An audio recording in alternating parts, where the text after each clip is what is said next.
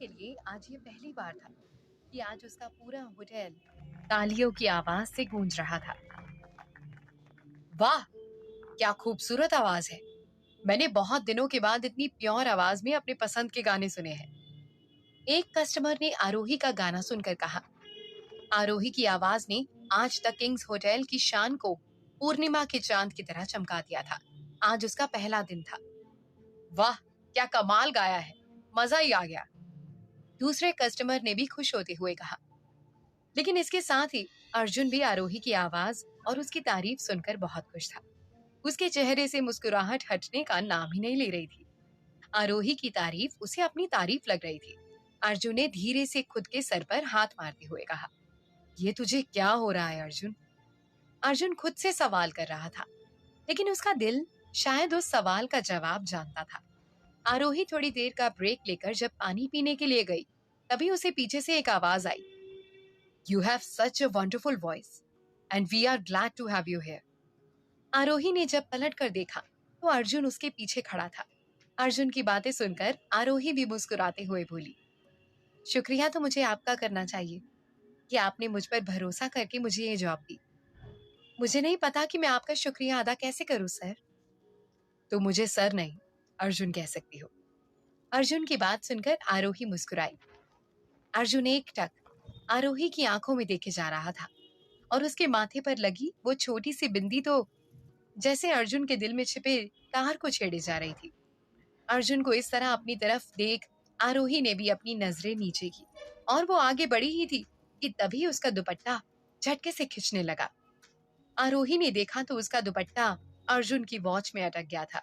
अर्जुन धीरे से उस दुपट्टे को अपनी घड़ी से निकालने लगा, लेकिन उसका ध्यान दुपट्टे की जगह आरोही के चेहरे पर ही अटका हुआ था। आरोही भी एक कदम उसके पास आई, फिर आरोही ने ही अपना दुपट्टा धीरे से अर्जुन की घड़ी से निकाला। दोनों के बीच एक अजीब सा सन्नाटा छाया था, लेकिन इस सन्नाटे में अर्जुन को अगर कुछ सुनाई दे रहा था तो वो थी अपने ही दिल की धड़कन। पर अगले ही पल आरोही बिना कुछ कहे चुपचाप वहां से चली गई। अर्जुन वहीं का वहीं किसी मूर्ति की तरह खड़ा आरोही को जाते हुए देखता रहा। ये शायद वही है जिसकी तुझे तलाश थी, अर्जुन मन ही मन मुस्कुराता हुआ बोला। एक तरफ आरोही और अर्जुन दोनों अपनी इस नई शुरुआत से बहुत खुश थे, पर वो कहते हैं ना कि जहां खुशी होती है वहां बुराई के भंवरे भी होते हैं। ठीक ऐसा ही होटल के स्टाफ का हाल था। पता नहीं सर को इसमें ऐसा क्या दिख गया कि एक बार में ही इसे 1 लाख की सैलरी दे दी, एक लड़की ने कहा जो वहां रूम सर्विस का काम करती थी।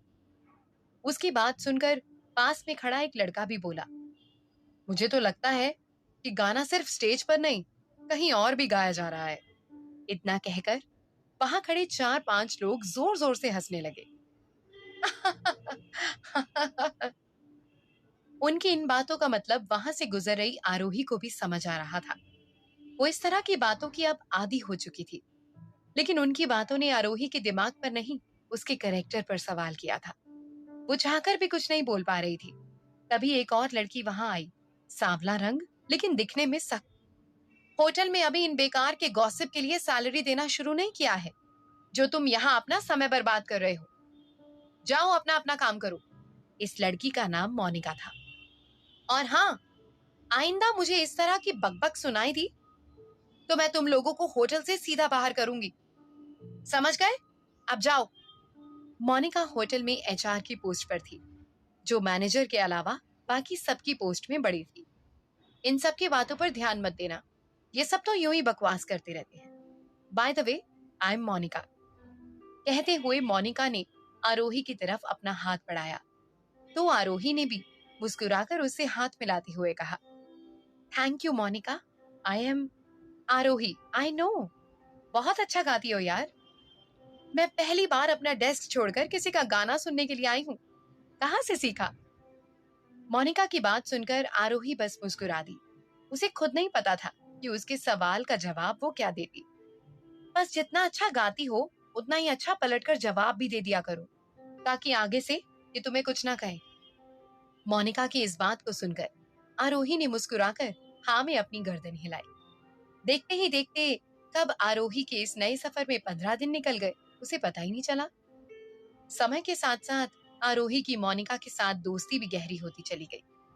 अर्जुन की नजर में आरोही उस जगह पर पहुंच गई थी जहां शायद आज तक कोई लड़की नहीं पहुंच पाई थी। लेकिन आरोही की लाइफ का अभी सबसे इम्पोर्टेंट पार्ट था उसके तीनों बच्चे, जिनका स्कूल में एडमिशन करवाना जरूरी था। आरोही तीनों को लेकर जब स्कूल पहुंची तो उसको बच्चों के साथ देख प्रिंसिपल उससे बोली, बेटा तुम अपने भाई बहनों को लेकर अकेली आई हो, मम्मी पापा कहाँ हैं? जी ये मेरे बच्चे हैं। आरोही ने उसकी बात का जवाब दिया, जिसे सुनने के बाद प्रिंसिपल ने एक नजर आरोही की तरफ ध्यान से देखा और मन ही मन बोली, इतनी कम उम्र में 3 बच्चे, वो भी इतने बड़े। पर इससे पहले कि प्रिंसिपल आरोही से कुछ भी कह पाती, आरोही उससे बोली, जी मैं इनकी स्टेप मदर हूँ। आरोही की बात सुनकर अचानक ही प्रिंसिपल अपने होठों को तिरछा करते हुए मुस्कुराई। मंथन और समर्थ का टेस्ट लेने के बाद प्रिंसिपल ने आरोही से कहा, देखिए मंथन पढ़ने में बहुत अच्छा है और समर्थ एक्टिविटीज में, वो एक्टिंग और डांसिंग में भी अच्छा है, तो पढ़ाई में हम उसे आगे ले ही आएंगे। प्रिंसिपल की बात सुनकर आरोही को एक पल को बहुत खुशी हुई। जी समर्थ तो घर पर भी किसी ना किसी बड़े एक्टर की नकल करता रहता है। लेकिन अगले ही पल प्रिंसिपल ने जो उससे कहा उसे सुनकर उसके होश उड़ गए। देखिए बात ऐसी है कि हम आपके हस्बैंड से मिले बिना बच्चों का एडमिशन परमानेंट नहीं कर सकते, सो आपको उन्हें लेकर आना होगा।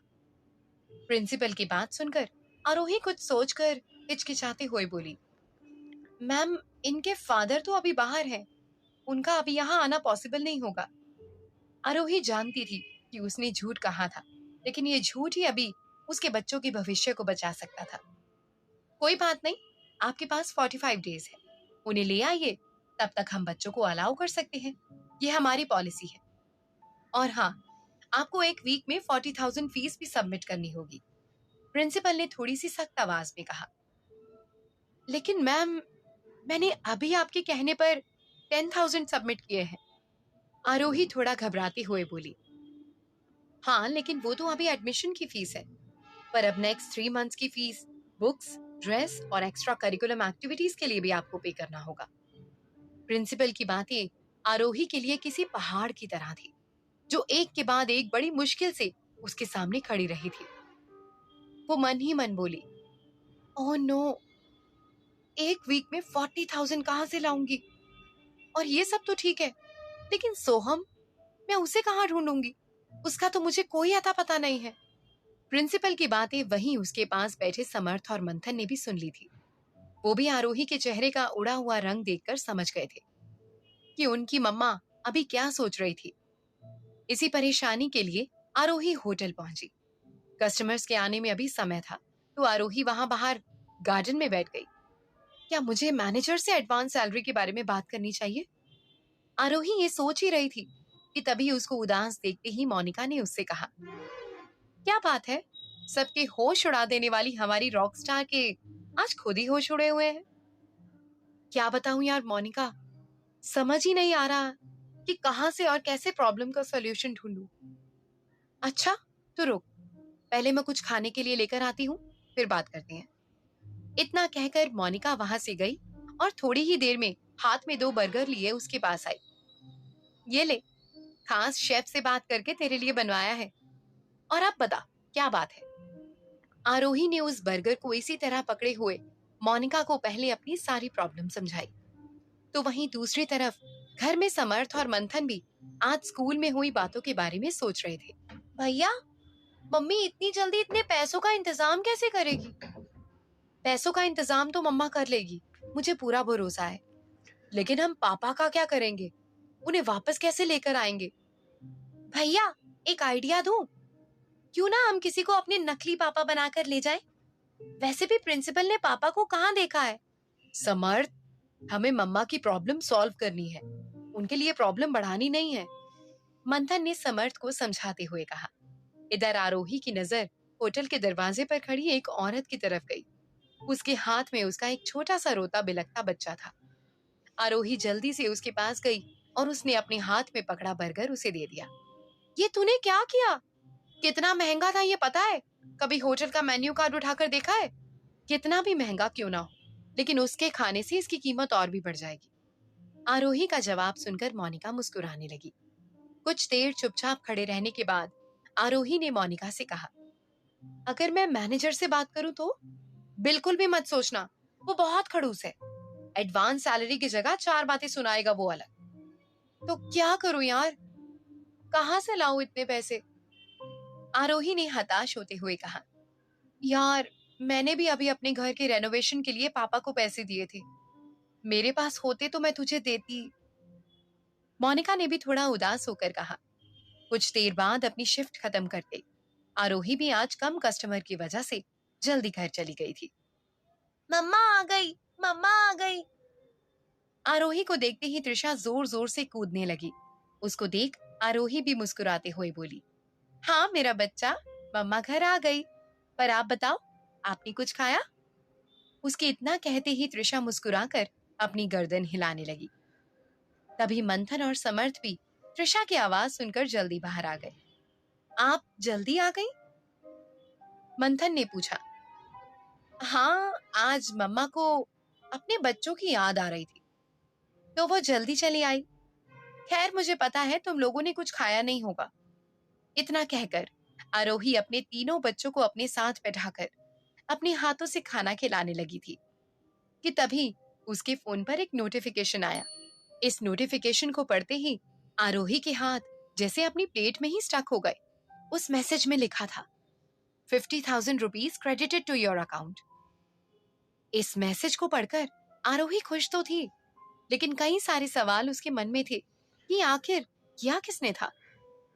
लगता है मोनिका ने मेरे लिए मैनेजर से बात की है, क्योंकि ये मेरे 15 दिन की सैलरी है। आरोही को कहीं खोया हुआ देख मंथन ने उससे पूछा, क्या हुआ मम्मा? कुछ नहीं बेटा, लो खाना खाओ। नहीं मम्मा, पेट भर गया। अभी तो प्लेट में बचा है, इसे फिनिश करो। आरोही ने कहा। वो अब बहुत खुश थी कि उसकी प्रॉब्लम अब खत्म हो गई थी। तो वहीं दूसरी तरफ अर्जुन अपने कैबिन में बैठा हुआ था। तभी सक्सेना वहां आया। सर, आपने जो कहा था वो हो गया, लेकिन सर अभी उसे 15 दिन ही हुए थे। दिन मुझे भी गिनने आते हैं सक्सेना, अब तुम जा सकते हो।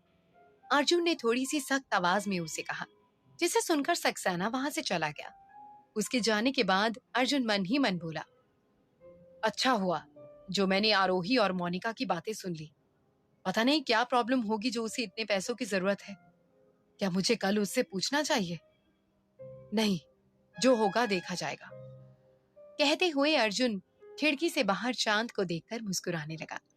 क्या आरोही इन पैसों के पीछे का राज जान पाएगी? क्या आरोही को पता चल पाएगा कि ये सब अर्जुन ने किया था?